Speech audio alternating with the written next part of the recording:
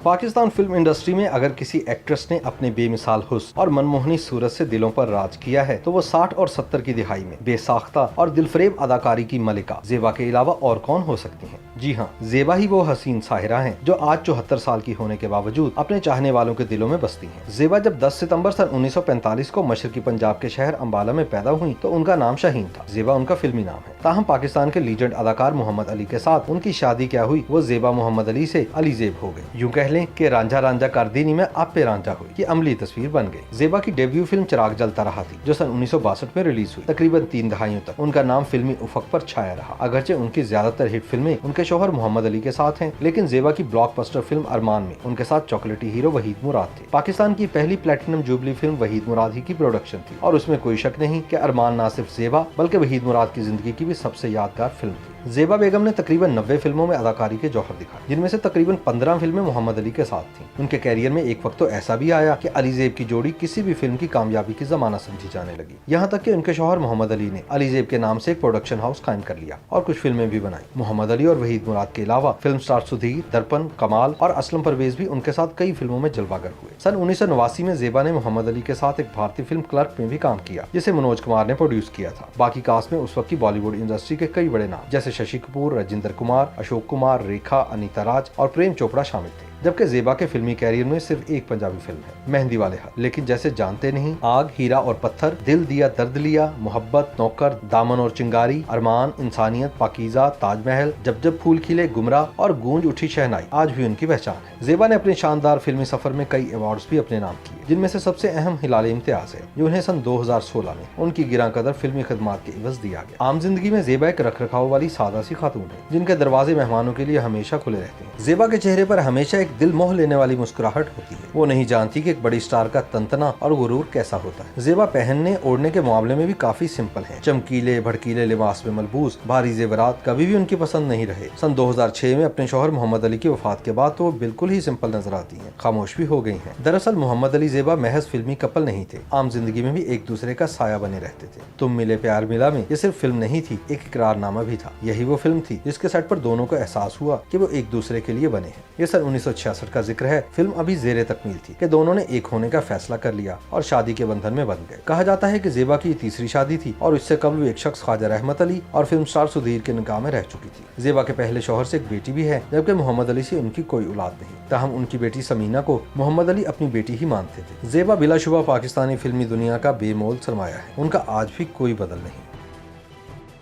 YouTube पर googly news देखने के लिए youtube.com की सर्च बार में गूगली न्यूज टीवी टाइप करें। गूगली न्यूज के पेज पर सुर्ख रंग के सब्सक्रिप्शन वाले बटन पर क्लिक करना ना भूलिए। YouTube पेज पर अपलोड होने वाली वीडियोस से बाखबर रहने के लिए बेल आइकन पर क्लिक कीजिए। आपको हर नई वीडियो के बारे में नोटिफिकेशन मौसूल हो जाएगा।